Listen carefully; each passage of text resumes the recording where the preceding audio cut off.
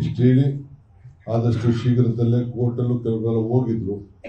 ಇದು GBS ಸರಿ ಇಲ್ಲ ಎಲೆಕ್ಷನ್ ಅಂತೇಳಿ ಕೋರ್ಟಲ್ಲೆಲ್ಲ ಅದಕ್ಕೆಲ್ಲ ನಾವೇ ಹೇಳ್ಬಿಟ್ಟಿದ್ದೀವಿ, ಇಷ್ಟು ದಿನದಲ್ಲಿ ಎಲೆಕ್ಷನ್ ಮಾಡ್ತೀವಿ ಅಂತ ನಾವೇ ಅಫಿಡವಿಟ್ ಕೂಡ ಸರ್ಕಾರನೇ BBMPನೇ ಫೈಲ್ ಮಾಡಿಬಿಟ್ಟಿದೆ. ಆ ಪ್ರಕಾರ ನಾವು ನಿಗದಿಯಾಗಿ ಎಲೆಕ್ಷನ್ ಮಾಡಬೇಕು. ರಾಜಕಾರಣದಲ್ಲಿ ಗೆಲುವು ಸೋಲು ಇದೇ ಇರ್ತದೆ. ನಾವು ಗೆಲ್ತೀವೋ ಸೋಲ್ತೀವಿ ಅಂತ ಮಾಡ್ತಾ ಇಲ್ಲ. ನಾನು ಇಲ್ಲೇ ಹೇಳ್ತಾ ಇದ್ದೀನಿ, ಮತ್ತೆ ಇಡೀ ರಾಜ್ಯದಲ್ಲಿ ನಮ್ಮ ಸ್ಥಳೀಯ ಸಂಸ್ಥೆ ಎಲೆಕ್ಷನ್ಸ್ಗಳನ್ನು ಈ ವರ್ಷ ಚುನಾವಣಾ ವರ್ಷ ಅಂತಲೇ ನಾವು ಸ್ಥಳೀಯ ಸಂಸ್ಥೆಗಳಿಗೆ ಎಲೆಕ್ಷನ್ ಮಾಡಬೇಕು ಅನ್ನೋದು ನಮ್ಮ ಸರ್ಕಾರದ ಚಿಂತನೆ. ರೂರಲ್ ಡೆವಲಪ್ಮೆಂಟ್ ಮಿನಿಸ್ಟ್ರು ಕೂಡ ಈಗಾಗಲೇ ಮುಖ್ಯಮಂತ್ರಿಗಳು ಹೇಳಿದ್ದಾರೆ, ನೀವು ಕೂಡ ನಿಮ್ದು ಏನೇನಿದೆ ಕಾನೂನಿನಲ್ಲಿ ಸ್ವಲ್ಪ ತೊಡಕುಗಳು ಮಧ್ಯ ಅಡ್ಡ ಬರ್ತಾ ಇದೆ, ಅದನ್ನು ಬಗೆಹರಿಸ್ಕೊಳ್ಳಿ ಅಂತ ಕೂಡ ಅವರು ಕೂಡ ಸೂಚನೆಯನ್ನು ಕೊಟ್ಟಿದ್ದಾರೆ. ನಾವು ಕೂಡ ಇದನ್ನು ಜಲ್ದಿ ಮುಗಿಸ್ತೇವೆ. ಸೆನ್ಸಸ್ ಬೇರೆ ಆಗ್ತಾ ಇದೆ ಮತ್ತು ಕೆಲವರೆಲ್ಲ ಅಪ್ಗ್ರೇಡೇಷನ್ ಮಾಡಬೇಕು ಅಂತ ಹೊರಟಿದ್ದಾರೆ. ಪಂಚಾಯತಿಗಳನ್ನ ಸೇರಿಸ್ಬಿಟ್ಟು ಅದನ್ನು ದೊಡ್ಡದು ಕಾರ್ಪೊರೇಷನ್ಗಳು ಮಾಡಬೇಕು, ಕೆಲವು ಮುನ್ಸಿಪಾಲಿಟಿ ಮಾಡಬೇಕು, ಕೆಲವು ಏನೋ ಪ್ರಪೋಸಲ್ಸ್ ಎಲ್ಲ MLAಗಳೆಲ್ಲ ಕೊಡ್ತಾ ಇದ್ದಾರೆ.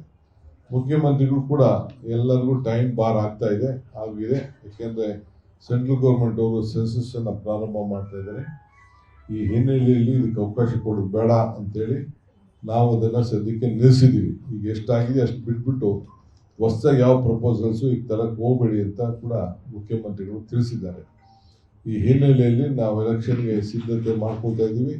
ನೀವು ಕಾರ್ಯಕರ್ತರು ಎಲ್ಲ ಕೂಡ ನೀವೆಲ್ಲ ಸಜ್ಜಾಗಬೇಕು ಅಂತೇಳಿ ತಮ್ಮಲ್ಲಿ ಪ್ರಾರ್ಥಿಸಿ, ಇವತ್ತು ಏನು ಚಾಮರಾಜಪೇಟೆ ವಿಧಾನಸಭಾ ಕ್ಷೇತ್ರದಿಂದ ಬಂದಿದ್ದಾರೆ ಎಲ್ಲರೂ ಕೂಡ ತಿರ್ಗಾ ಇನ್ನೊಂದ್ಸತಿ ಹೋಗೋದು ಇವೆಲ್ಲ ಮಾಡ್ಕೋಬೇಡಿ.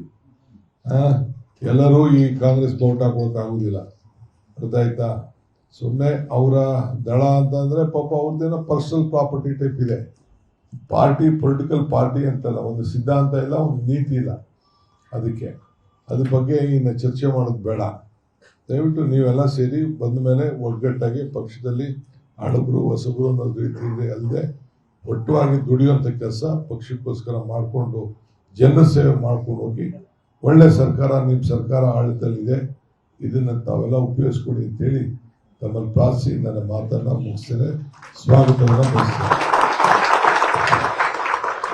ನಿರ್ಭೀತ, ನಿಷ್ಪಕ್ಷಪಾತ, ವಿಶ್ವಾಸಾರ್ಹ ಸುದ್ದಿಗಳಿಗೆ ಮತ್ತೊಂದು ಹೆಸರಾಗಿರುವ News18 ಕನ್ನಡ ಈಗ ಆಪ್ನಲ್ಲೂ ಲಭ್ಯವಿದೆ. ದಯವಿಟ್ಟು ಇಲ್ಲಿರುವ QR ಕೋಡ್ ಅನ್ನು ಸ್ಕ್ಯಾನ್ ಮಾಡಿಕೊಂಡು ಆಪ್ ಡೌನ್ಲೋಡ್ ಮಾಡೋದಕ್ಕೆ ಮರಿಬೇಡಿ. ನಿಮ್ಮ ಬೆಂಬಲ ಹೀಗೆ ಸದಾ ನಮ್ಮೊಂದಿಗಿರಲಿ. ಧನ್ಯವಾದ.